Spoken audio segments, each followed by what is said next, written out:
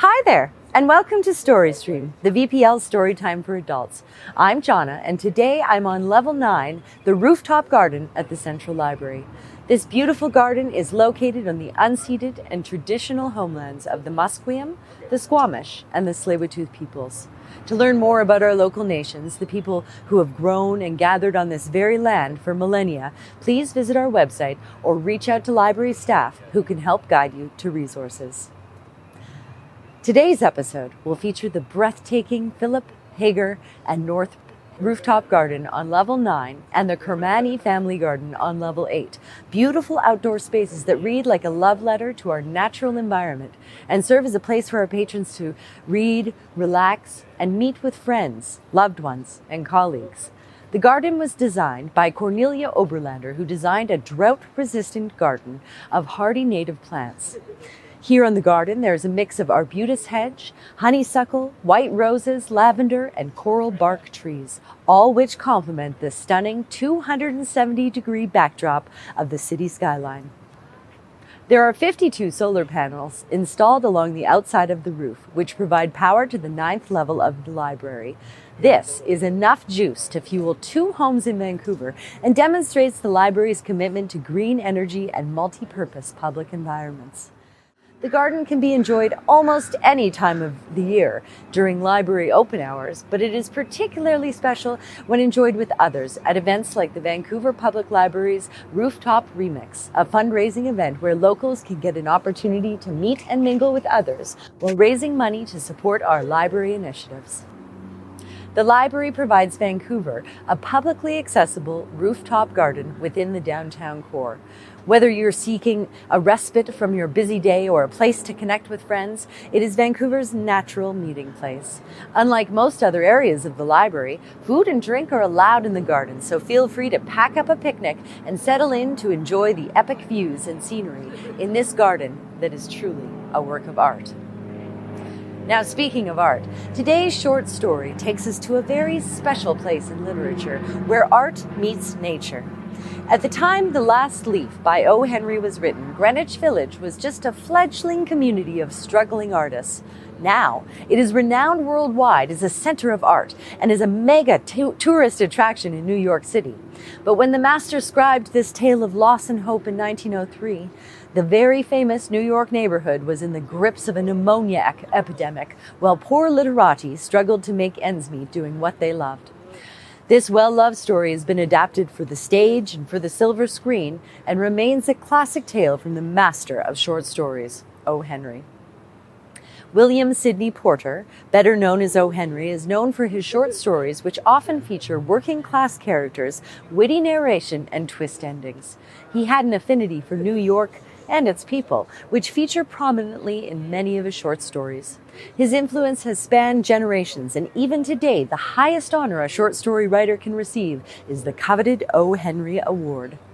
Now, without further ado, please enjoy O. Henry's classic short story, The Last Leaf.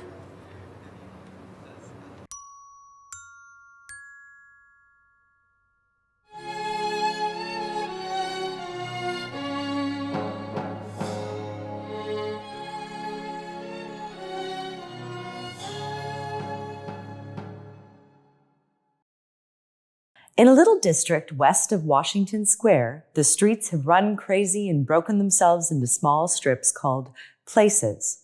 These places make strange angles and curves. One street crosses itself a time or two. An artist once discovered a valuable possibility in this street. Suppose a collector with a bill for paints, paper, and canvas should, in traversing this route, suddenly meet himself coming back without a cent having been paid on account. So, to quaint old Greenwich Village, the art people soon came prowling, hunting for north windows and 18th century gables and Dutch attics and low rents.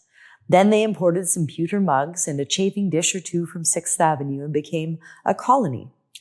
At the top of a squatty 3-story brick, Sue and Johnsy had their studio. Johnsy was familiar for Joanna. One was from Maine, the other from California.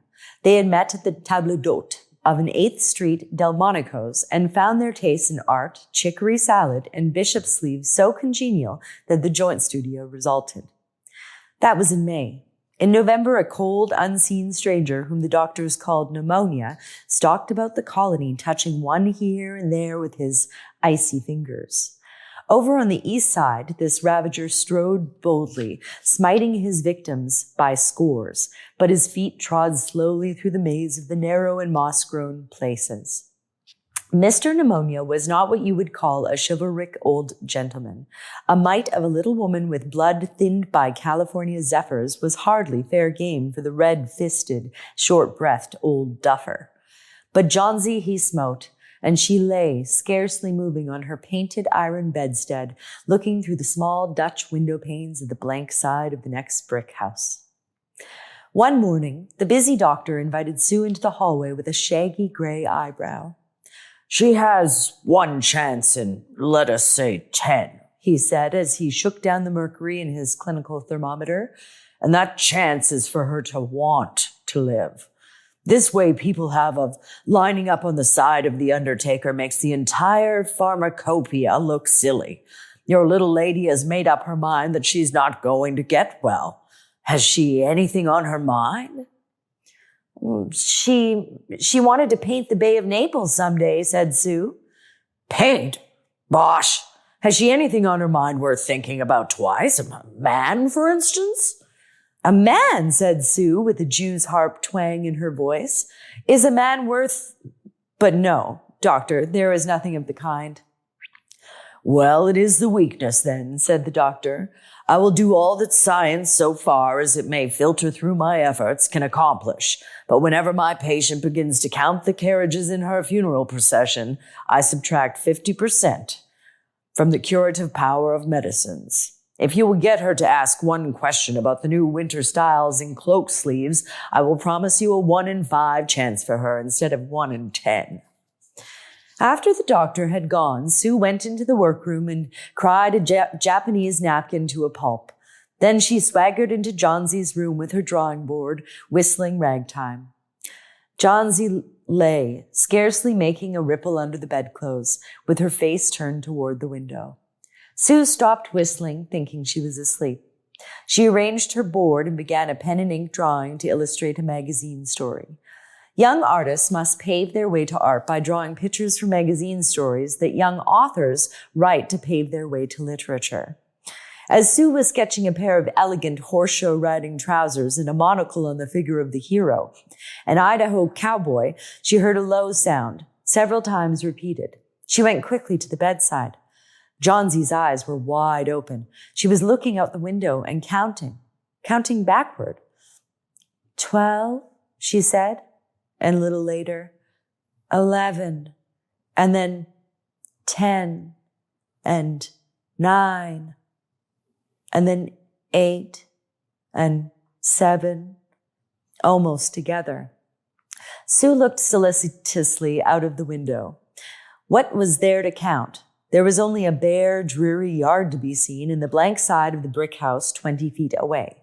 An old ivy vine, gnarled and decayed at the roots, climbed halfway up the brick wall. The cold breath of autumn had stricken its leaves from the vine until its skeleton branches clung, almost bare to the crumbling bricks. "What is it, dear?" asked Sue. 6, said Johnsy in almost a whisper. "They're falling faster now. 3 days ago there were almost 100. It made my head ache to count them. But now it's easy. There goes another one. There are only 5 left now." "5 what, dear? Tell your Sooty." "Leaves on the ivy vine. When the last one falls, I must go too. I've known that for 3 days. Didn't the doctor tell you?" "Oh, I've never heard of such nonsense," complained Sue with magnificent scorn. "What have old ivy leaves to do with your getting well? And you used to love that vine so, you naughty girl. Don't be a goosey. Why, the doctor told me this morning that your chances for getting well real soon were, well, let's see exactly what he said. He said the chances were 10 to 1. Why, that's almost as good a chance as we have in New York when we ride on the streetcars or walk past a new building. Try to take some broth now and let Susie go back to her drawing so she can sell the editor man with it and buy port wine for her sick child and pork chops for her greedy self." "You needn't get any more wine," said Johnsy, keeping her eyes fixed out the window. "There goes another." "No, I don't want any broth. That leaves just 4. I want to see the last one fall before it gets dark. Then I'll go too." "Johnsy, dear," said Sue, bending over, "will you promise me to keep your eyes closed and not look out the window until I'm done working? I must hand those drawings in by tomorrow. I need the light or I would draw the shade down." "Couldn't you draw in the other room?" asked Johnsy coldly. "I'd rather be here by you," said Sue. "Besides, I don't want you to keep looking at those silly ivy leaves." "Tell me as soon as you have finished," said Johnsy, closing her eyes and lying white and still as a fallen statue, "because I want to see the last one fall. I'm tired of waiting. I'm tired of thinking. I want to turn loose my hold on everything and go sailing down, down, just like one of those poor, tired leaves." "Now try to sleep," said Sue. "I must call Berman up to be my model for the old hermit miner. I'll not be gone a minute. Don't try to move till I come back." Old Berman was a painter who lived on the ground floor beneath them. He was past 60 and had a Michelangelo's Moses beard curling down from the head of a satyr along the body of an imp. Berman was a failure in art. 40 years he had wielded the brush without getting near enough to touch the hem of his mistress's robe. He had been always about to paint a masterpiece, but never yet begun it. For several years, he had painted nothing except now and then a daub in the line of a commerce or advertising. He earned a little by serving as a model to those young artists in the colony who could not pay the price of a professional. He drank gin to excess and still talked of his coming masterpiece. For the rest, he was a fierce little old man who scoffed terribly at softness in anyone and who regarded himself as his special mastiff in waiting to protect the 2 young artists in the studio above. Sue found Berman smelling strongly of juniper berries in his dimly lighted den below. In one corner was a blank canvas on an easel that had been waiting there for 25 years to receive the first line of the masterpiece. She told him of Johnsy's fancy and how she feared she would, indeed, light and fragile as a leaf herself, float away when her slight hold upon the world grew weaker. Old Berman, with his red eyes plainly streaming, shouted his contempt and derision for such idiotic imaginings. "Was," he cried, "is der people in de world mit der foolishness to die because leaves dey drop off from a confounded vine? I have not heard of such a thing. No, I will not pose as a model for your fool hermit dunderhead. Why do you allow dot silly pussiness to come in der brain of her? Ach, dot poor little Miss Johnsy." "No, she is very ill and weak," said Sue, "and the fever has left her mind morbid and full of strange fancies." "Very well, Mr. Berman. If you do not care to pose for me, you needn't. But I think you are a horrid old flibberty gibbet." "You are just like a woman," yelled Berman. "Who said I will not pose? Go on, I come with you. For a half hour I have been trying to say dot I am ready to pose. Gott, this is not any place in which one so good as Miss Johnsy shall lie sick. Some day I will paint a masterpiece and we shall all go away. Gott! Yes." Johnsy was sleeping when they went upstairs. Sue pulled the shade down the windowsill and motioned Berman into the other room. In there, they peered out the window fearfully at the ivy vine. Then they looked at each other for a moment without speaking. A persistent, cold rain was falling mingled with snow. Berman, in his old blue shirt, took his seat as the hermit miner on an upturned kettle for a rock. When Sue awoke from an hour's sleep the next morning, she found Johnsy with dull, wide-open eyes staring at the drawn green shade. "Pull it up. I want to see," she ordered in a whisper. Wearily, Sue obeyed. But after the beating rain and fierce gusts of wind that had endured through the livelong night, there yet stood out against the brick wall one ivy leaf. It was the last on the vine, still dark green near its stem, but with its serrated edges tinted with the yellow of dissolution and decay. It hung bravely from a branch some 20 feet above the ground. "It is the last one," said Johnsy. "I thought it would surely fall during the night. I heard the wind. It will fall today, and I shall die at the same time." "Dear, dear," said Sue, leaning her worn face down to the pillow. "Think of me if you won't think of yourself. What would I do?" But Johnsy did not answer. The lonesomest thing in all the world is a soul when it is making ready to go on its mysterious far journey. The fancy seemed to possess her more strongly as one by one the ties that bound her to friendship and to earth were loosed. The day wore away, and even though the twilight they could see the lone ivy leaf clinging to its stem against the wall. And then with the coming of the night, the north wind was again loosed, while the rain still beat against the windows and pattered down from the low Dutch eaves. When it was light enough, Johnsy, the merciless, commanded that the shade be raised. The ivy leaf was still there. Johnsy lay for a long time looking at it, and then she called to Sue, who was stirring her chicken broth over the gas stove. "I've been a bad girl, Susie," said Johnsy. "Something has made that last leaf stay there to show me how wicked I was. It is a sin to want to die. You may bring me a little broth and some milk with a little port in it, and no, bring me a hand mirror first and then pack some pillows about me and I will sit up and watch you cook." An hour later, she said, "Susie, someday I hope to paint the Bay of Naples." The doctor came in the afternoon and Sue had an excuse to go into the hallway as he left. "Even chances," said the doctor, taking Sue's thin, shaking hand in his. "With good nursing, you'll win. And now I must see another case I have downstairs. Berman, his name is. Some kind of artist, I believe. Pneumonia, too. He's an old, weak man, and the attack is acute.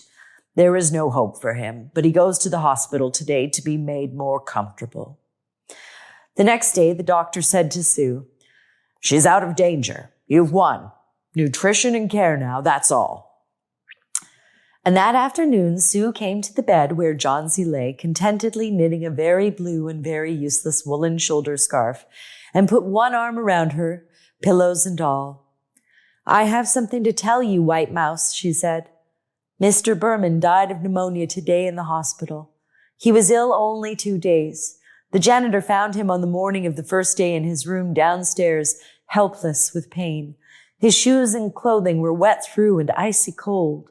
They couldn't imagine where he had been on such a dreadful night, and then they found a lantern, still lighted, and a ladder that had been dragged from its place, and some scattered brushes and a palette with green and yellow colors mixed on it. And look out the window, dear, at the last ivy leaf on the wall. Didn't you wonder why it never fluttered or moved when the wind blew? Ah, darling, it's Berman's masterpiece. He painted it there the night the last leaf fell." The end.